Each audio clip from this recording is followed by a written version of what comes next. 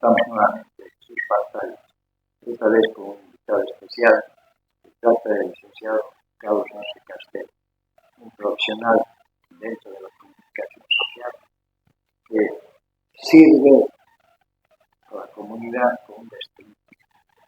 Y para mí, como director del programa, es un honor tenerlo. Y mucho sé para que pueda explicarnos algunas cosas de su vida personal. Licenciado, bienvenido al programa. Frente a la verdad siempre convence. Gracias, Néstor. Te mando un grande abrazo, realmente mi agradecimiento. Y bueno, felicidades a esa gente que abre la pantalla y puede gozar de algunos momentos de intercambio, de coloquio, que esperemos sea útil para su vida personal. Bien, gracias, licenciado. Licenciado, ¿dónde ha nacido su entorno familiar? Mira, pues yo no sé. Hay que ponerse en los tiempos, ¿no es verdad? En aquellos tiempos las señoras se embarazaban y cuando estaban de 4 o de 5 meses iniciaban el camino porque se vivía en poblaciones muy lejanas y era en el carretón o probablemente en mula o en caballo y comenzaba la caminata. A veces se calculaba, ¿no? Naturalmente una caminata de un mes o de 2 meses, pero a veces la lluvia y las cosas por ahí pues tenían sus problemas. Entonces se supone que salimos de un puesto militar de la frontera con Paraguay, Bolivia-Paraguay, y teníamos que ir al Vicariato Apostólico de Cuevo, donde había pues una posta sanitaria, y se supone que íbamos a llegar allá, pero no llegamos a tiempo. Entonces se supone que nací por ahí por el monte, como mucha gente nació. Llegamos allá y me registran ya allí como corresponde en el Vicariato Apostólico de Cuevo, y a mí me da gusto pues que me hayan registrado con bombos y platillos para mis papás, porque el resto de mis hermanos tenía que esperar que si ya llegaba un curita misionero por allá y lo registraban donde estaban. Entonces cuando me escuchaba yo a mi mamá y mi papá hablar de estas cosas me emocionaba, pero no lo entendía.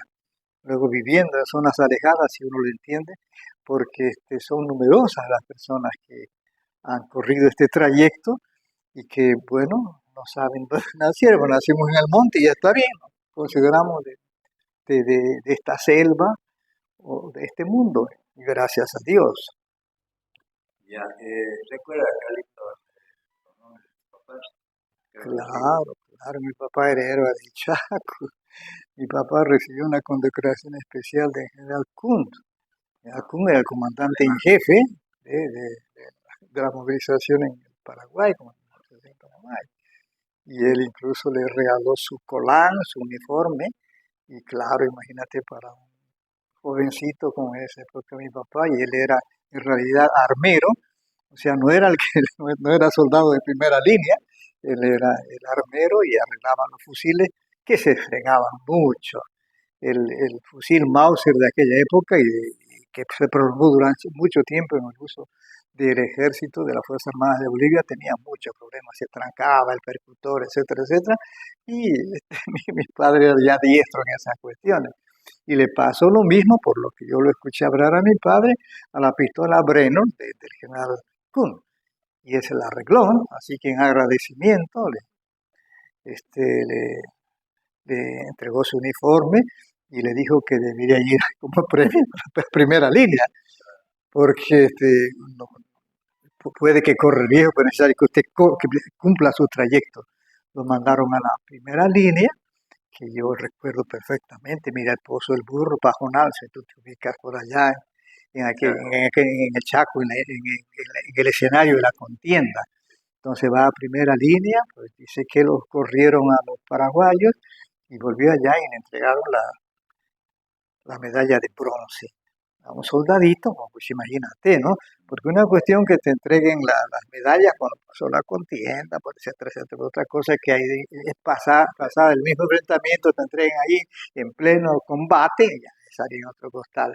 Entonces tengo de qué sentirme orgulloso en cuanto a mi padre, que mira, también tuvo su historia bien bonita, nació en Potosí, se crió en Cochabamba, su padre trabajó en Guanuni, yo no sé por qué me gustaba tanto Guanuni, pero era tanto que me hablaba mi padre, digo, ¿no? Entonces, a la primera oportunidad que tuve de ir a Guanuni, fui a Guanuni. En cuanto a mi madre es guaraní, ella hablaba perfectamente el guaraní, pero no nos lo pudo enseñar porque en esa época hablar idiomas originarios como ahora era como un delito y la gente dominante en esa época no quería que se hable el idioma originario. A pesar de eso, en oculta siquiera o en la casa, Pentimoco era una cornepa, ¿no? Yo recuerdo que había una canción muy bonita, Amonda Sara, Titimini Oika, Amonda Sara, Pendicho, que es una canción a la mujer guaraní, y ella nos los enseñaba a cantar. Y a pesar de que no sabía leer, pues ella era la mejor profesora que yo tuve. De ahí mis hermanos, mi padre es militar, por tanto todos mis hermanos son militares. Yo cuando nací, cuando salí bachiller, tenía que ir al colegio, pero dije que no. Yo tenía otros sueños, otra realización. No le gustó a mi padre, como entenderás. Y yo seguí mi propio camino.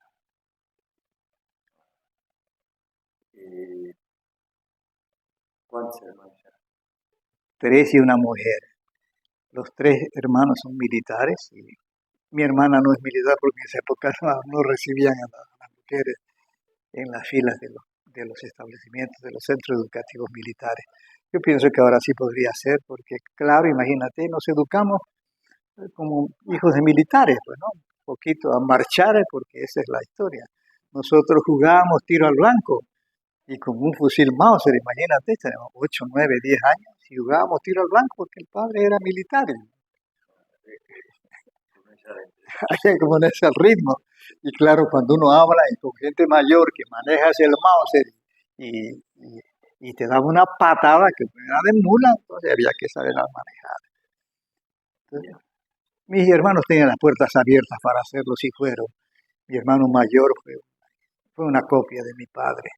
Él estuvo como 5 años de profesor en la Escuela de las Américas porque alguna gente se asusta de las escuelas de las Américas. La escuela era una excelencia militar. Entonces él fue allá y de ahí se quedó de profesor y fue muy bien reconocido también por esta su trayectoria. Porque junto al militar después se graduó como administrador de empresas. Alguna gente cree que los militares pues son lo que son, como unos engorrados, uniformados, que nada más. No, yo tengo una admiración especial por mi padre y mi hermano mayor, que era administrador de empresa, tanto que después de jubilado apareció por ahí gerente regional de alguna de las regionales de Entel, ¿no? Luis Riveralta de aquí de Cobija. Era interesante. O sea. Siento alegría y orgullo de eso, de la familia que tengo. Qué bueno recordar. Y aún más en estas listas de estas fiestas. Sí, claro. Son las fiestas de la familia, mi familia también, conforme mi familia, tengo mis hijos, son graduados, tienen su profesión cada uno donde es, pero claro, a veces uno o comete errores o alguna cosa así. Mi familia está ahí, se va para adelante, ya cada uno tiene su profesión y claro, eso es lo que es la familia. La familia es una cosa unida, pero llega un determinado momento que tiene que distribuirse. Cada pétalo es una rosa. Tú lo has dicho, claro. ¿Te acuerdas de dónde comenzaste a estudiar? Ah, claro. Mi primera escuela era la Radio Güemes de Salta. Mi primera escuela era la Radio Belgrano de Buenos Aires. Mi primera escuela era la Radio Nacional de Río de Janeiro. Mi primera escuela era la Radio Balmaceda de Santiago, que ahora en aquellos tiempos, del año 60. Y yo no sé por qué, pues teníamos una radiecita allá, o sea, Geloso, que eran moradas, no sé si te las reconocía, pero ahí recibíamos la cosa y me causaba admiración escuchar las noticias de alpargatas, decía. La radio Belgrano, noticias de alpargatas. Y era muy simpático. Y la radio Güemes que te relataba, tú eres de la frontera con Paraguay y Argentina. Entonces los relatos gauchos, ¿no? Cómo corría. Claro, Eso era parte de la educación. Ahora, cómo yo mezclaba eso con la Radio Nacional de Río de Janeiro, que la estaba fala, que no fala, va para frente, no va para frente. No entendía muy bien, pero te vas acomodando. Pero me gustaba la manera serena de hablar, muy rápido, pero había problemas de entenderlo, pero era atractiva la dicción. Y tenía que hablar de los chilenos muy alegres, muy contentos de la presentación, las entrevistas las improvisaban, no había nada arreglado, no, se veía, se notaba la improvisación, conversaban. Entonces, pues eso me llamó la atención y me quedé con esa historia. Creo que estaba en tercer curso de colegio y tenía problemas con la dicción, con hablar, porque me partí la lengua y tenía que practicar. Entonces, al practicar se me fue quedando el dejo hasta donde hasta cuando hice la primera grabación. Yo pensé que hablaba otra cosa, de otra forma, pero cuando hice la primera grabación, ni yo me reconocía. Pues, ¿quién es? ¿Quién es este que está hablando? Está hablando un gaucho, un portugués, un chileno, que es el que está hablando. Y me quedé. De allí había un concurso de lectores para una radio, la radio de los trabajadores petroleros de Camiri, y gané, y tenía que ver los comunicados, hacer unas propagandas, hasta que un día que salí de ahí de la radio, había un señor allá y me dijo, mire, yo soy, hola Changoco, pues sos el que hablas aquí en la radio. Sí, yo soy Hugo Isaquel, soy el dueño de la radio Salarena, de la radio privada. ¿Querías trabajar conmigo? Te pago 25 pesos. ¿Sabes? Me quedé absorto. Pero cualquier cantidad de plata había yo. En esa época tenía 16 años, creo. Para que alguien le diga que va a ganar 25 pesos, yo inmediatamente calculé con esto, me voy a comprar 3 pantalones, 3 camisas, y qué sé yo, lo que uno hace así era mucha plata. Y me quedé mirándolo. ¿Qué decís, Jorge? Ya, no molestes, te puedo pagar 28. Y yo seguía, me quedé tonto. Estaba totalmente sorprendido. Y me dice, ¿estás yendo a tu casa? Porque yo sé dónde vivís. Vamos, yo te llevo. Pues tiene una moto. Pues me voy a la moto y cuando llegamos a una esquina me dice, vamos un ratito de papá. El papá era el dueño de la panadería del pueblo. Y entonces me vio el papá y me dice, ya lo pillaste el chango, ya lo contrataste. Sí, y ya le ofreció hasta 28, no quiere, pero va a ponerle 30, yo pago. Imagínate cómo era la cosa. Y me dijo, ¿sabes qué? Aceptá ya y te voy a dar 6 panes diarios. Era interesante. No, mira, para mí, era increíble lo que estaba escuchando. Y sabes, bueno, me vas a decir ahora porque yo te llevo a tu casa. No puedes que le diga a mi papá, por lo menos, a mi mamá. Entonces, pero mañana tenés que estar a las 6 de la mañana, son estas las condiciones de estar a las 6 de la mañana, pues yo estoy con el colegio. No te preocupes, yo voy a hablar con el director y yo te voy a llevar en la moto además, de la radio allá. ¿Qué más hizo? Fue el mono, ¿no? Entonces, evidentemente me llevaba, fuimos a hablar con el director, etcétera, etcétera. Yo creo que te puedes imaginar, porque hay un momento que parece que la tapa cae bien, y entonces todo estaba bien, todo era perfecto, el director dijo que estaba bien, yo llegaba ahí, y ya estaba cerrado el colegio, tú sabes que antes no es como el colegio ahora, allá se cerró y se cerró, y podía venir que sea, pero ya estaba cerrado. Pero yo entraba por la dirección porque tenía la venia del director, porque el dueño de la radio vino y habló y me fue bien. Ahí comencé a hablar en la radio y después como yo escuchaba esas escuelas que te digo, le dije si podía hacer un programa. Y me dijo, ¿qué puedes hacer? ¿Sabes? Ahí se me quedó lo de la radio López de Salta, había mucha poesía. Entonces había unos discos de poesías ahí, pues metal, le puse el rincón poético, pero imagínate, si yo estaba en cuarto curso, los últimos meses de cuarto curso, no, parece que no tiene idea de nada que no se va a meter, pero las poesías eran bonitas y yo otras las leía. Mirá, fue bastante auspicioso y me quedó tanto, pero te vas a sorprender de esto.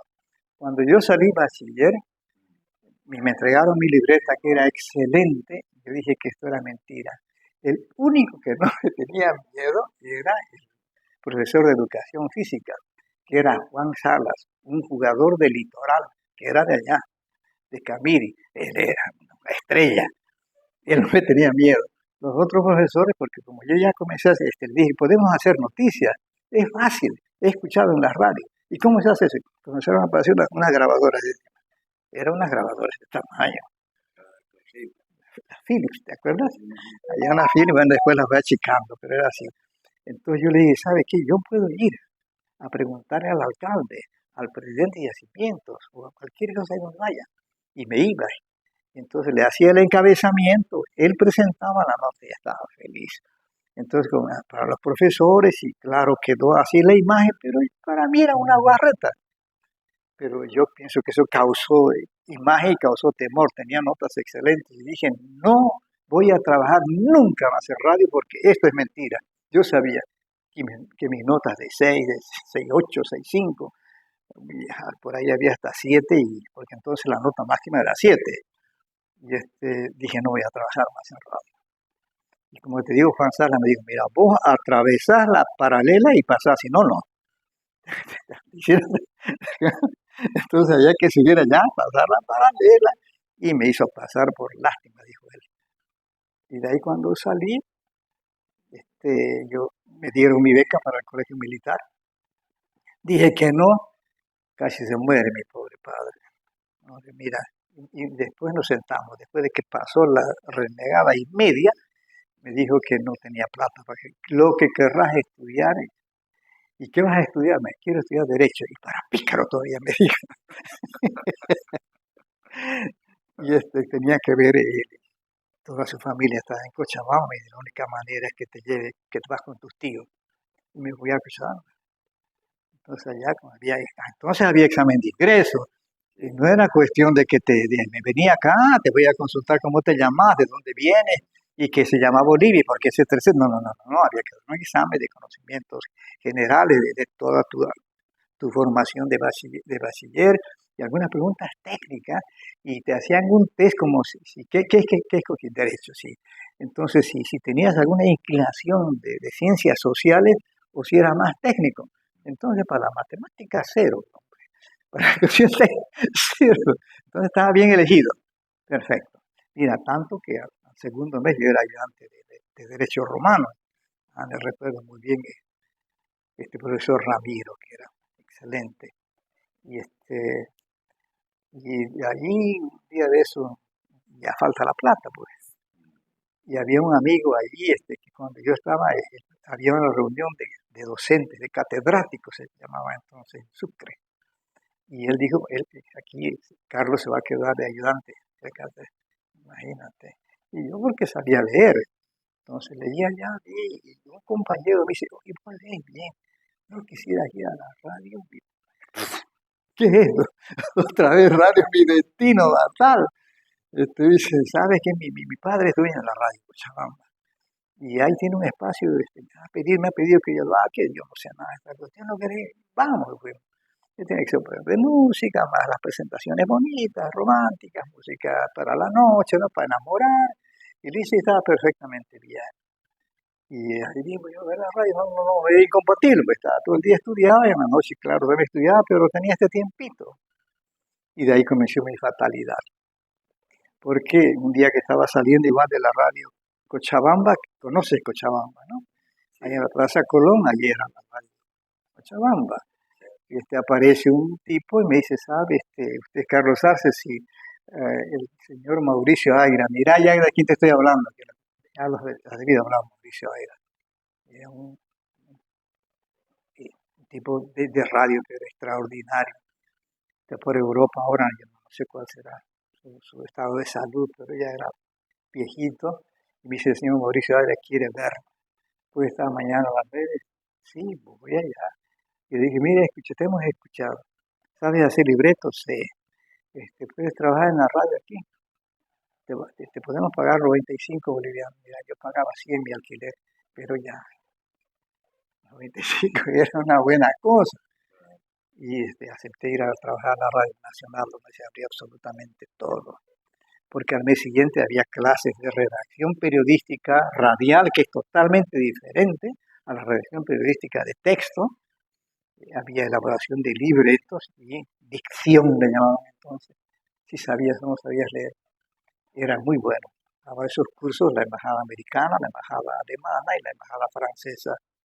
Y mira, de ahí ya se abrió absolutamente todo, porque salíamos, no había entonces carrera de periodismo, y solamente no ni se hablaba de periodista, era el señor locutor. Entonces, este señor locutor que sabía hablar y que sabía hacer programas de radio, porque así nomás era, ya con unos cartoncitos ahí, que sí, estaba comenzando mi carrera de estudiante, y que ahí apareció un cartoncito con tu nombre, y que había salido que valía para presentarte.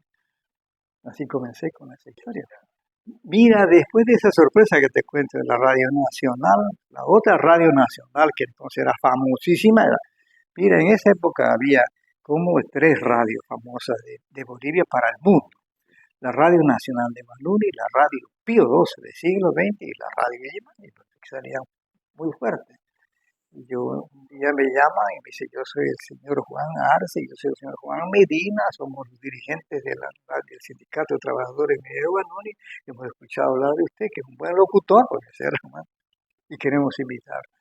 Y le vamos a pagar 800 pesos. No, eso era definitivamente increíble para mí. Queremos que vaya usted de jefe de prensa allá, porque yo sabía que yo hacía los textos ahí.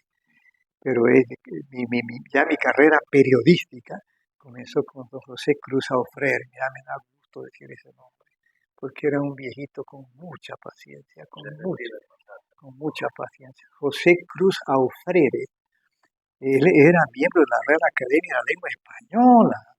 Date la fortuna que tenés vos.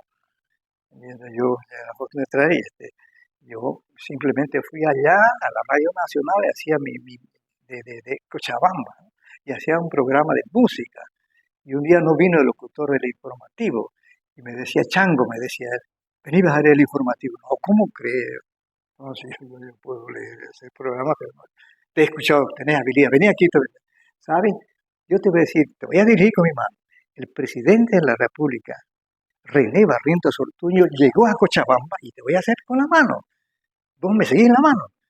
Y yo, bueno, pues ya, mira, terminé el informativo, estaba mojadísimo de sudor. Pero este hombre estaba feliz, me dijo nada. Era día sábado, porque yo iba los días sábados a hacer este programa de radio. Y me dijo, ¿podés venir el día lunes? Y a las 9 de la mañana. Yo fui allá también. Y fuimos a la dirección y le dice Mauricio Aires, que era el director, Mauricio Aira, que era el director. José, te he escuchado tu informativo de sábado, ¿dónde sacaste ese locutor? Aquí está, y quiero que me lo contrates ahorita mismo para que haga los 3 informativos. Ya para mí era algo así de las cosas que te encuentras y no. Y sabes, un día de esos ahí en la misma Plaza Colón hubo un accidente y yo escribí el texto, hicimos el teatro de que yo le decía adelante al reportero, dando idea de que él estaba allá y relata. Entonces viene don José Cruz Alfredo y dice, ¿cómo te diste cuenta de esto? Yo lo había escuchado en la radio Balmaceda de Chile, que improvisaban estas cosas, de eso eran mis escuelas, y me llevó otra vez a la dirección, quiero que sea mi secretario. Y te cuento lo del sueldo ya.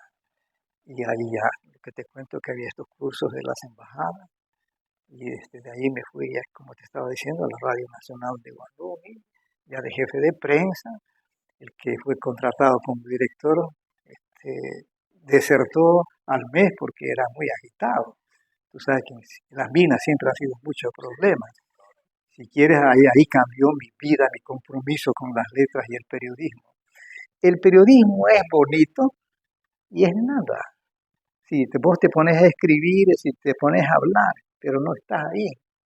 Entonces era famosa la cooperativa Cara Zapato, que ellos querían explotar un lugar allá, querían tener el derecho a la fuente de trabajo y se pelearon un día y yo fui a comer, ya la Philips, la grabadora ya se volvió este tamañito, se la podía llevar, era portátil, te ponías acá al hombro y vas con tu micrófono y ya era portable. Entonces yo fui allá y una balacera que no tenés idea, no lo haría ahora. No sé por qué lo hice. Entonces estaban ahí baleando, habían balas y yo estaba ahí. Y se cayó una mujer y se cayó otra mujer, tenía un balazo en el brazo, el otro tenía en la mano, tenía en la pierna, otro tenía en el estómago, y me importó, me fui a meter allá para alzar a la gente. Me tiré mi grabadora allá y tenía que alzar a la gente porque me parecía humano. No nos enseñaban entonces qué es ética ni qué es otra cosa. Había que ser humano. Entonces dejé esa historia y a la gente se trataba ya, no sé por qué no me dieron un balazo, porque yo no creo, no sé qué, no sé qué pasó, pero la otra gente que estaba a mi lado seguía cayendo, recogimos a aquella gente y creo que no sé por qué lo hice. Si me preguntas, ¿estabas consciente? ¿Estabas drogado? ¿Qué pasó? No sé, pero claro, se corrió mucho la voz. Claro, eso significó que unos 6 meses después estaba preso, porque sí, no lo entendía, no entendía la relación entre los mineros y gobierno. Entonces estaba preso, ya salí, me volví a Camiri y era en la época de las guerrillas, no lo sabía. Mi padre era militar, lo sabía. Y entonces me dice, mira, lo menos indicado que has hecho es venirte aquí. Tengo que sacarte de aquí. Mi padre me sacó a sabiendas ya de Camiri que había la historia. Me salí de Santa Cruz, entonces estalló todo. Tenía las fuentes informativas de los militares para decir. Fui a la radio Centenario y sabía lo que estaba diciendo, porque tenía fuentes militares, lo que estaba pasando exactamente. Me ayudó mucho. Entonces comencé a escalar y de ahí fui a la radio Pío XII, donde comienza esta mi relación con la iglesia. Te estoy hablando de 50 años de que no me separo. Sí, los padres oblatos. Estaba el padre Gregorio Iriarte, que era así rectilíneo, era un buen religioso, y él nos enseñó, ¿sabes? Entonces estaba de moda el Vaticano II, y se nos pedía a los católicos que seamos más participativos. Era la época de los laicos, la iglesia es de los laicos. La iglesia se representa, vive, crece, da testimonio si ustedes están, porque no están. Pero si van a dar testimonio, tienen que leer. Allá estaba así, era el librote de Vaticano II. Y este curita tenía la paciencia de enseñarnos, nos los enseñó. Bueno, de ahí ya comenzó toda la historia. Después me fui a La Paz, becado por el padre Gregorio, que no quiso al principio. Se abrió la Universidad Católica allá con la carrera de comunicación social y yo le pedí que quería ir y él me dijo que no, ¿qué necesitas vos? Si hablas bien, escribís bien, ¿qué más querés? Y yo, no, pues, necesito mi cartoncito, mi título. Yo ya había aprendido que esa cosa valía la pena, pero si salía que salía el locutor, libretista, salía en esa época, que te di cuenta de las embajadas, y yo quería ser, Dios que no. Entonces yo volví en una semana y le dije, mire padre, quiera o usted no quiera, yo me voy a ir. Le dije, no, pues ¿qué vamos a dejar? Porque ¿quién va a hacer los programas que hacía? Yo entraba a las 4:30 de la mañana y les hablaba a los mineros para que se despierten temprano y no le pelen a la primera punta. Y a mí me gustaba hacer un poco de broma. Hacíamos, como te digo, aquellas radios tenían una comunicación. Sí, mira, era una comunicación, hablaban con la gente, no relataban. Buenos días, señora, no. ¿Cómo está? ¿Se siente o no se siente? ¿Que quiere que diga ahora? ¿Hace frío o no hace frío? Etcétera, etcétera. Mira, eso allá en las minas, hablando con la gente que es muy seria, que es muy seca. Y ¿quién va a hacer eso? Bueno, mire, padre, puedo grabar algunas cosas, porque además hacía programas de reflexión de la Biblia. Y puedo grabar eso. Hacía programas de discos, puedo grabar eso. Y ¿sabe? Estuve durante 3 meses que me iba hasta La Paz, imagínate, siglo XX. Me iba a La Paz, llegaba el día viernes en la tarde, el día sábado en la mañana llegaba, siglo XX, grababa todo el día sábado, el día domingo regresaba a La Paz. Y iba y venía, y un día me dice, ¿sabes qué? Toma esta carta, vas a ir a buscarlo al Padre José. Y el Padre José Gramún de Moraga, la madre patria, la madre patria, este es un abogado, un teólogo, un escritor, pero del primer pelo hasta el último, no, mira. Y yo llegué allá, ya le había hablado, tenía las cartas, y él me dijo, así que vos sos el famoso Carlos Arce. Bueno, vas a trabajar a mi lado. Dice que escribí muy bien a máquina, sí, escribo muy a máquina. Bueno, desde muy chico comencé a estudiar dactilografía. Entonces había la teletipo, ¿te acuerdas? Era una máquina muy fuerte para sacar la cinta, para mandar, para que vaya al satélite, etcétera, etcétera. Un poquito complicado. Pero entonces yo sabía hacer esa historia, porque le ayudaba al padre Gregorio allá en Pío XII. Y sí, entonces me convertí en su ayudante. Entonces él escribía, yo se la transcribía allá, y alguna vez le dije, padre, aquí le falta una coma, ¿y para qué está? Y cuando, y cuando hubo algún problemita ya de concepto, de que ya se veían aquellos problemas de que el manejo económico del Estado boliviano no va a ser apropiado mientras la minería no alcance su éxito de industrialización. Vinto no había por entonces, ¿no? Y él hablaba de esa época y yo le dije que había, no recuerdo cuál era exactamente la observación, pero que tenía que haber una transición más que físico, intelectual, que tengamos mineros preparados para eso. Si yo estaba viniendo de ahí, si yo ya estaba en Guanuni, y donde veía que era muy básico lo que se conocía, entonces tenía que preparar los recursos humanos para industrializar esto. Y le dije eso. Me dijo, bueno, a ver, vamos, ¿qué es lo que querés? Y lo hizo. ¿Sabes? Fue una cosa que él me enseñó. Primero porque aceptó la sugerencia y servía para lo que estábamos diciendo. Y bueno, después ya pasó el tiempo, me quedé allí, fue profesor de deontología de la Universidad Católica, imagínate, yo no tenía que bajar mi nota de 80 porque si no me borraban la beca. Entonces estaba en 80, y ya cuando estábamos en la etapa final, no me gustaba sociología y psicología, no entiendo para qué. ¿Para qué vas a estudiar psicología y sociología? Si es para ser periodista, ser comunicador social. Y no me gustaba. Y los profesores eran unos españoles. Entonces se habían quejado al padre Gamón. Su ayudante no quiere eso. Y me llamó, me dio una filípica terrible. Le dije, mire, padre, no lo he entendido, no sé para qué sirve. ¿Cómo que para sirve? Para hacer las entrevistas, vos crees que va a ir allá al ministro y te va a decir la verdad, te va a mentir. Entonces vos tenés que mirarle por lo menos a los ojos para saber si te dice la verdad. Y te va a decir la verdad aprendiendo psicología. Me quedé listo. Y bueno, lo que pasa es que los libros son muy caros. Se llevaba, no me acuerdo cómo se llamaba la señora de la contadora, agarra su comunicador y dice, ve aquí, dale un crédito a esta, anda a comprarle los libros. Y lo que de esta, así que pagué 6 meses. No tenía en realidad los libros, eran libros carísimos, de sociología y psicología. En esa época eran las materias de moda. Compré eso y ya no salí para mantener mi nota de 80 porque no se acababa mi beca. Y bueno, lo demás ya salimos profesionales, teníamos que cobrar nuestro sueldo de licenciado, de técnicos superiores, era una belleza. Y nos vino el golpe de Estado. Vino el golpe de Estado de General Banzer. Ya es otra la historia. Es una historia de exilio, es una historia de cárcel, es una historia de persecución, es una historia de madurar el compromiso. Y yo doy gracias de pasar lo que pasó. Si estuve preso, si estuve herido, si estuve exiliado, si estuve perseguido, te cambia la vida, te desacomoda, ya no sos vos, ya no sos vos, sos algo dentro del todo y no importa lo que esté a tu lado. Y lo que está a tu lado es tu familia. Y a veces tenés que arriesgarla. Yo sí he puesto en riesgo mi familia por todas estas cosas. Que si yo soy el culpable, ¿para qué voy a arrastrar a mi familia?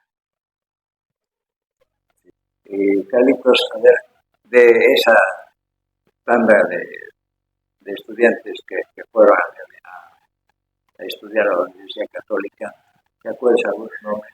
Juan Carlos Salazar, estaba allá, Ana María Campero, bueno, otros ahí que estaban de mi promoción, ¿no? Ellos eran más destacados. Bueno, ahora ya no los recuerdo otros. Pero formamos un buen equipo para salir allá y aceptar el desafío. Pero para mí, a partir de ese momento cambió la historia. Ya había asumido más responsabilidades en la Radio Fides, pero hubo este golpe de Estado y de repente tuve que salir porque tuve que salir. me ayudó mucho la iglesia, me ayudó mucho, mucho. El padre López, que se quedó de interino del director de la radio, me hizo salir, mira, en camilla, porque no había otra forma. Y salí así, allá en Santiago, me hicieron participar en un curso de posgrado en la Universidad de Chile, fui a trabajar a la agencia F, comencé a trabajar, fui a la radio, mira, mi sueño, la escuchaba esa radio hacía años, a la radio Balmaceda, y me convertí en comentarista, porque ellos no me conocían como boliviano, me conocían como corresponsal de la F, que entonces era español, y tenía un estatus especial, ¿no? Los corresponsales internacionales. Trabajé allá un poco, bueno, me olía muy mal, por si acaso, olía a golpe de Estado, participaba en las reuniones del Colegio de Periodistas de Chile, y les dije, y ellos me dijeron, no, son los bolivianos que son golpistas, no, nosotros somos constitucionalistas, no, que mi chica termina mal, y estaba ahí el general Augusto Pinochet levantando las armas y pasó lo que pasó.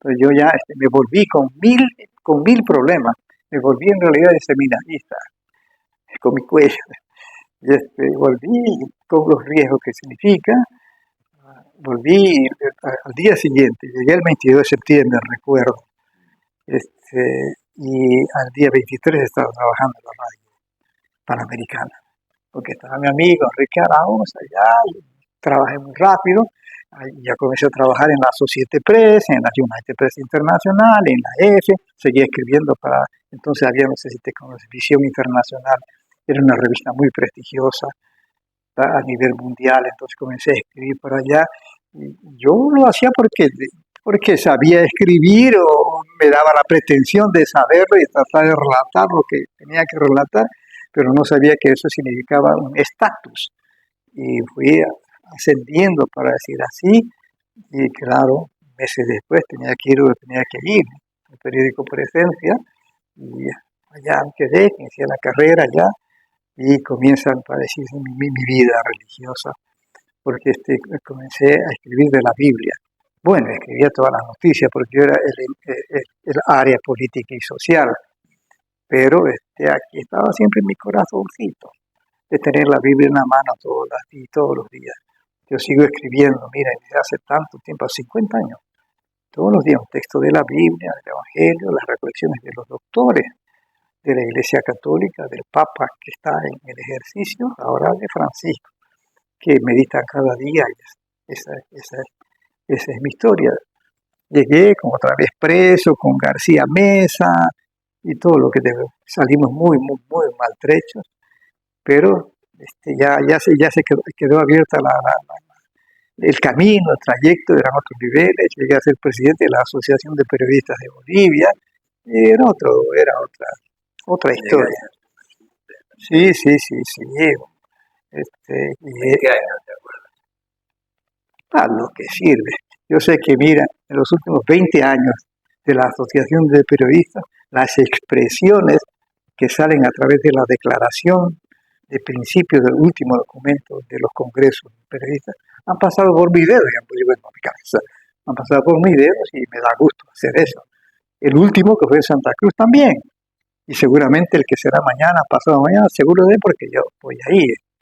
Entonces, ¿qué año fue que lo hice para mí mismo? No sé. Yo recuerdo que la elección fue en Cochabamba, dijeron que sí, ya, pero no he querido más, porque podía repetir la hazaña, no quiero más. Creo que el periodismo tiene que evolucionar, y aquí para mí, mira, es un gran desafío. Se puso de moda el famoso periodismo de investigación. Mira, el periodismo de investigación, un investigador. Yo recuerdo que la primera nota de periodismo de investigación era con el señor Gandarilla, que era así como delegado escogido de la FAO para hacer la investigación de la quinoa en Bolivia. Y un día me senté con él y me contó maravillas de la quinoa. Primero, que era el grano de oro, y que él estaba trabajando en una cuestión como la hicieron los mexicanos, porque los mexicanos producían 2 toneladas de maíz por hectárea, y no podía entender cómo de ser tan flojo. Él dice, puede producir más, y evidentemente México ahora produce 40 toneladas por hectárea, ¿no? O sea, la investigación, la revolución y el alimento está en la agricultura. Y lo entrevisté y muchas veces me fui allá para Tacamayo, no tenía ese lugar, y tuve que, donde había la granja de experimentación, ¿no? Y ver, seleccionar, y por qué esta semillita y no esta semillita, y qué es esto. Tenés que ver el proceso, porque si uno dice, voy a hacer un periodismo de investigación y te la cuentan, no, por favor, mire, esta es una reflexión. Ahora, a mis amigos que se ponen ahí el periodismo de investigación, que es que vos vengás y me entrevistés y sos un investigador social, de periodista, no. Si vivís, claro, estamos hablando de una profesión, pero si comenzás a sentir mi prosa, mi verso, esa realidad es noticia y esa noticia tiene vida, es harina total. Entonces, cuando estas noticias de la quinoa que te digo comencé, le dieron su premio. Me quedé como eso ya, y bueno, haciendo mi ejercicio en La Paz, me impresionó el periodismo de investigación. Asistí a un curso, asistí a otro curso, etcétera, etcétera. Cuando comenzó a hablarse del periodismo de investigación digital, y te estoy hablando de hace mucho tiempo, porque fue una beca a los Estados Unidos, la Universidad de Columbia era la más avanzada, la Universidad de Princeton era el análisis social político del mundo, la investigación agropecuaria de la Universidad de Lawrence, en Kansas, eran arianos.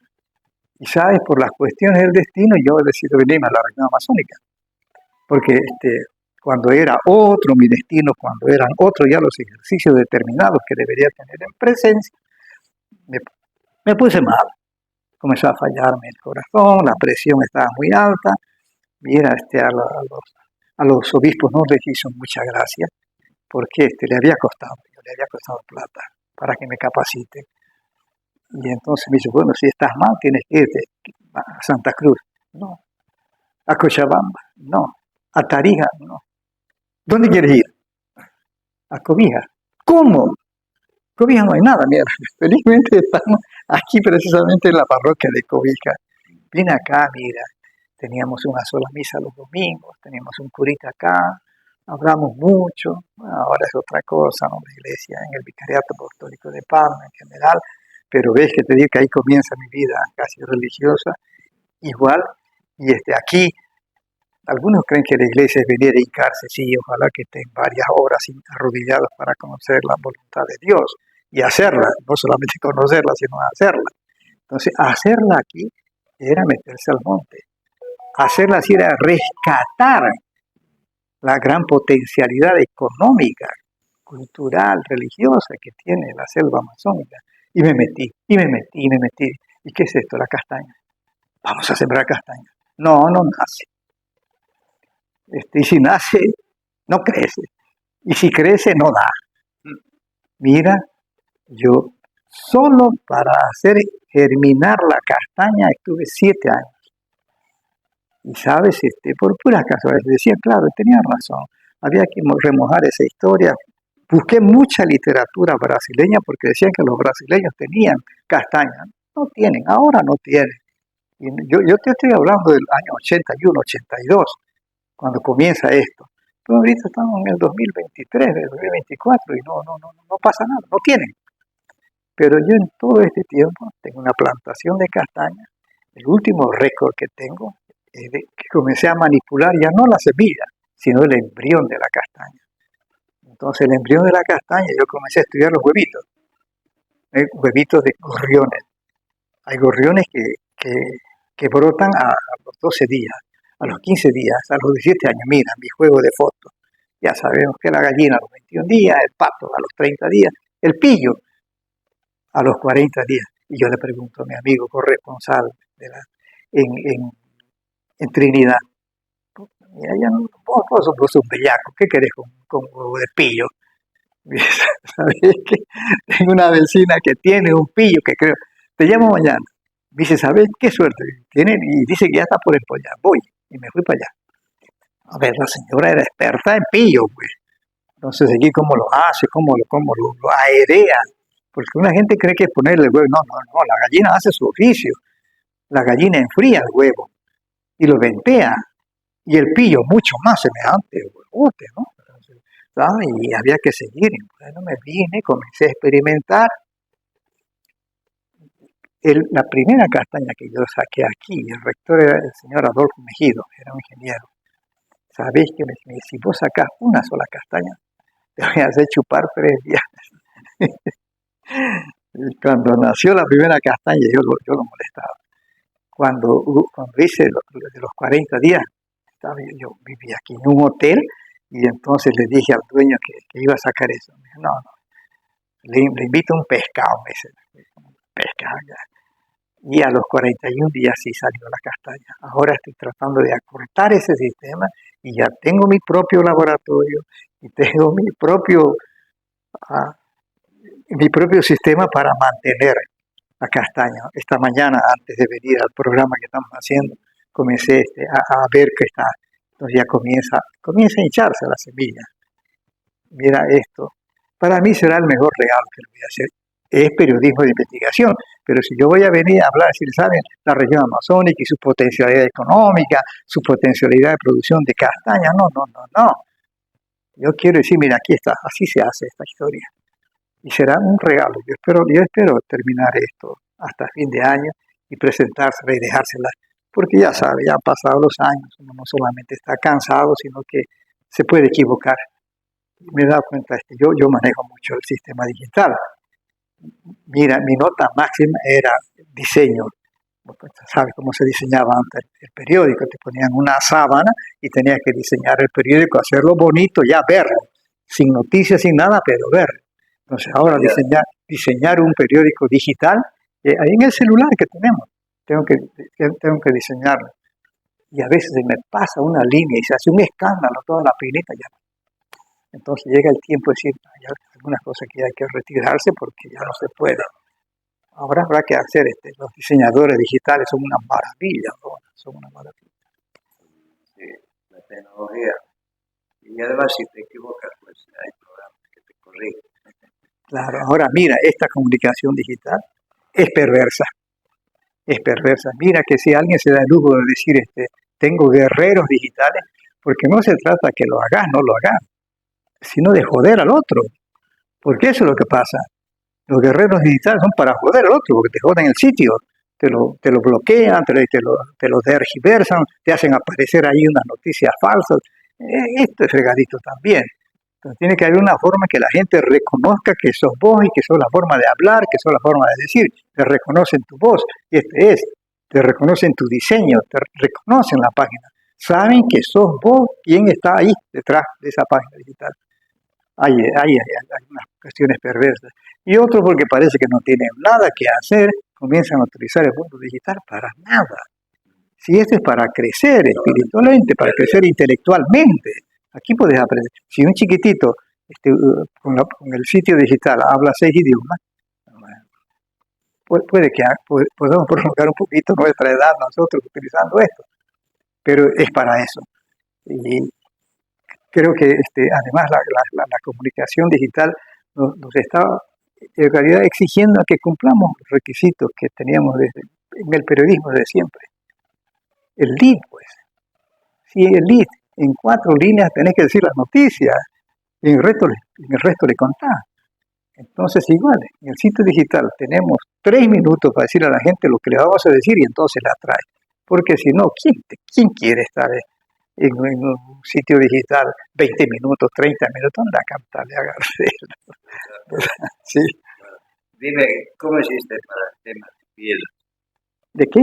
De piedra, porque te has dedicado a la castaña, pero ¿cómo conseguiste la piedra? ¿Te compraste, te regalaron? Bueno, me compré. ¿Sabes? Yo trabajaba en la Société Presse y ganaba muy bien.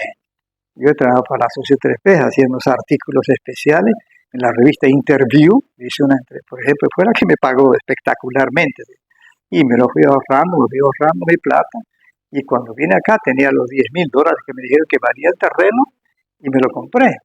Y después había que hacer las otras inversiones y hice mis inversiones. Mira, yo puedo decirte que he sido uno de los periodistas mejor pagados.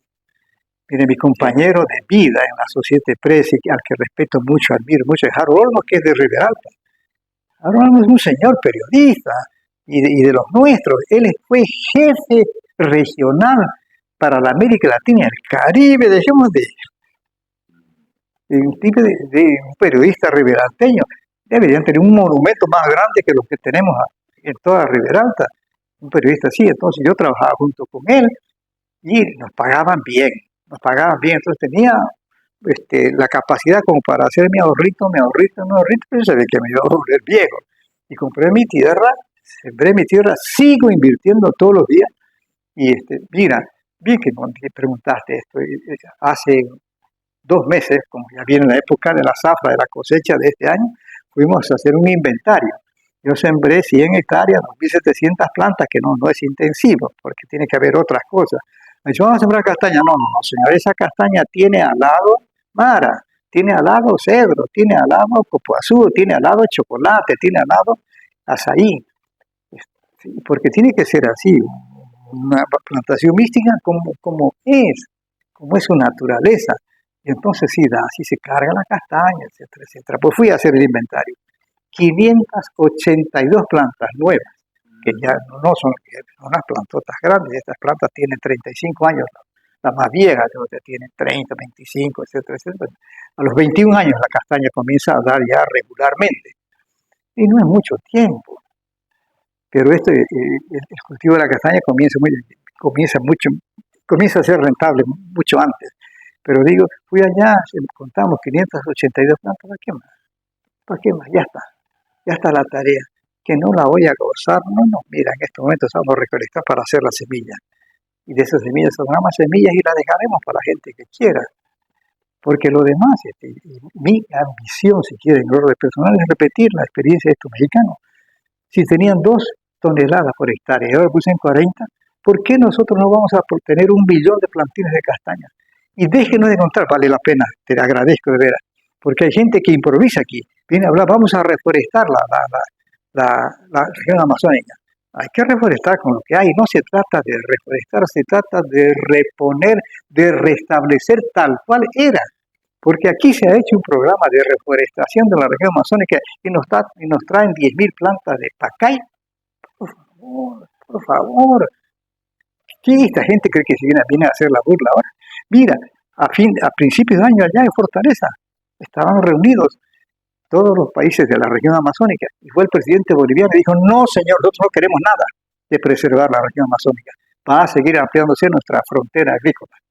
Hay publicaciones que están ahí, pero resulta que la semana pasada la G20 se reúne en Río y dice, no, vamos a cambiar, vamos a declarar una pausa ecológica para rescatar los 10 millones de hectáreas que se quemaron. Va el vicepresidente allá a Baku, en Asia Central, y dice, no, vamos a hacer esto famoso que es desarrollo campesino originario y no sé qué hierbas más, y vamos a reforestar. ¿Qué quieren? ¿Otra vez nos van a traer 10.000 plantas de pacay?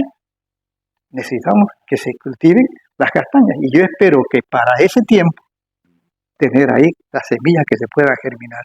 Ahora, ¿saben? Le da vergüenza aquí, en Pando, y en toda la región amazónica. Es decir, que los centros que se han creado para hacer investigación, que son las universidades, no lo han hecho, no saben, porque no hay gente amazónica. Los institutos y el Estado, que gasta un montón de plata, no sabe ni siquiera qué es la semilla castaña. Pues bueno, adiós, gracias, ahí tienen, se la vamos a regalar. Yo no tengo por qué cobrar más, pero estas para que haya 1 billón de plantas de castaña en los próximos 5 años. Porque no estoy diciendo que, sí, mañana tiene, no. Tiene su plazo. Pero eso es periodismo de investigación. ¿Sabes? Cuando yo fui allá a una reunión de los países de la comunidad internacional que ayudan a Bolivia, y dije esto, que se puede reproducir la castaña y que yo la tengo por aquí, por allá, se paró un señor y me dijo, ¿qué dijo que usted era? Me dijo, periodista. Yo le dije, con razón. ¿Sabe qué está diciendo usted? Que tiene un león en su sala y lo está alimentando con leche. Eso me dijo. Porque cuando yo digo que tengo mi plantación de castaña, cuando yo digo así se hace germinar la castaña, está loco. Porque no hay literatura universal, no hay gente que se haya dedicado a investigar esa historia. Cuando yo he puesto algunas notitas ahí en el internet, vienen algunas consultas, pero lo felicito, pero parece imposible de creer. Ya pues. Pero de todas maneras, que estás dando a conocer. No que lo sepa, que la gente tiene que esperar. La región amazónica, que está integrada ahora felizmente, y hay una conformación política auspiciada por los propios gobiernos. hay un auspicio de la Iglesia Católica, de